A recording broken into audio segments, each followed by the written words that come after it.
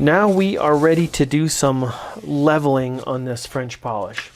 I've done a seal coat, I've done 4 polishing cycles, and now I am ready to do leveling.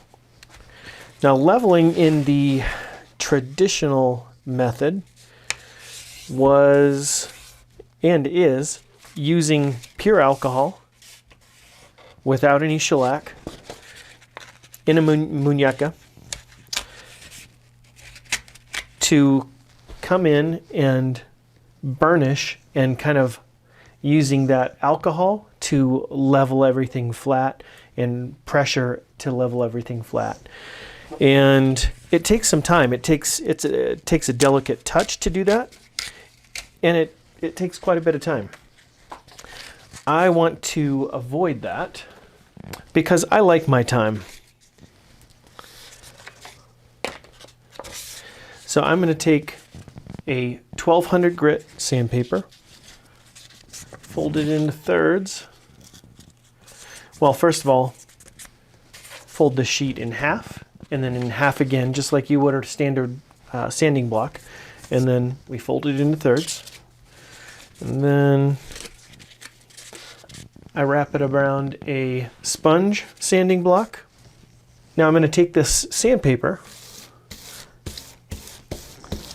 and lightly sand the high spots off. Now this isn't like a traditional finish, a film finish, where we would want to get this sanded down until we saw all of our high spots disappeared, and then we'd end up with, you know, a nice level sanded surface that's kind of chalky white that we can tell. That's not exactly what we're doing. We are leveling it, and we are taking off the high spots, but we are not trying to sand all the way back to a white, powdery, flat surface. That's not what we want to do. We want to go across everywhere. If you've done a great job of leveling in your polishing process, this shouldn't be too intimidating. You want to be careful about staying in one spot too long, because that heat can totally build up on this sandpaper, and you can burn a hole in this just from that heat. And it doesn't look like my paper's glooping up too bad. If you start to get crud on here, you can just wipe it off. I usually will just wipe it off on the carpet I'm using here.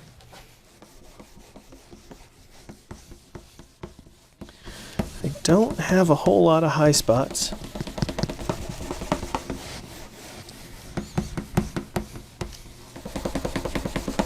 And definitely no spots in here that I can feel like I've gotten, you know, a bump or something stuck in it.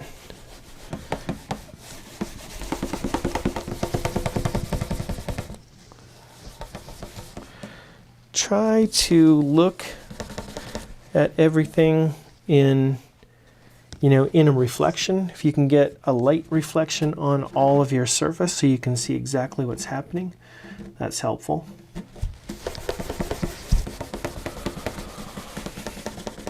You want to sand with the grain.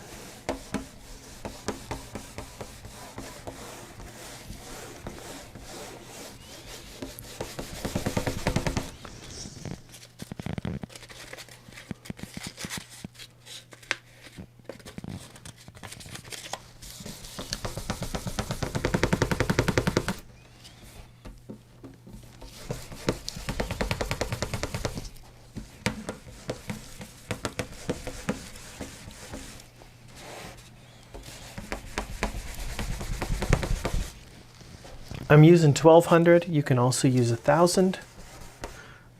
I don't think I'd go below 1000 now. Below 1000, you really run the risk of sanding through this, because it is an unbelievably thin layer of shellac. It's still very protective, but because it's so thin, it's one of the reasons why it's such a superior finish sonically anyway. It really does a great job of letting the wood move and breathe, and lets the guitar be a guitar rather than some wood just kind of encased in plastic.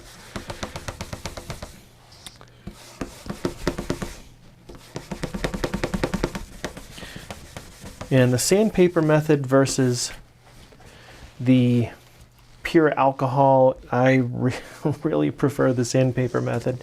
It's much faster, and I just think it's easier to do, easier to use. The sandpaper method is really one of the methods that sets this particular method apart from a purely traditional French polish. The other one is that we used a paste grain filler. Well, I did. Whatever you choose to use, whether it's sawdust and shellac, or a paste filler, or Bondo, or drywall compound, or whatever you're going to use. If you're not using the traditional pumice method to do your pour fill, then you're not really doing it in the traditional sense, but more of the modern approach. So that's leveling. I'm going to get back to polishing. I'm going to do 4 sessions at least of the polishing and do another leveling, and probably 1 or 2 polishing after that before I move on to the sides. I'm probably looking at about 3 hours for the back, maybe not quite that long, as those second ones take less time. I'm not using the camera, so maybe I'm in it for 2 hours or so, 2.5 hours. And then we'll move on to the sides, and the sides and the top are going to get the exact same attention. We're going to do sealing, we're going to do polishing, and we're going to do leveling. And after those are done, we'll do some spiriting off. After I get this to a point that I really like, I'll probably come back, do a spiriting off of the back so I can show you before I move on to the sides as well. Okay, I wanted to conclude our polishing stage now. So just to kind of give you a reminder of where we're at, we did the seal coat. And once that seal coat was done, we moved to polishing. And in polishing, remember, we had those cycles. And I did 4 cycles of polishing, leveled it. I did 4 more cycles, leveled it again with 1200 grit. And then I did 1 more cycle after that leveling just to polish it up again. And let's see if I can get this. Yeah, I am pretty stoked about the build I have on this. And if you tip that over there, you can see the reflections pretty well in it. Really happy with the way this turned out. I am going to stop there. I don't need to go any further. There are some inherent things in a hand-applied finish that, you know, we just can't fix everything, and it's not going to be absolutely perfect, but man, this is really close. So now we are going to do some spiriting off, and I will pick that up in the next video. We'll see you then.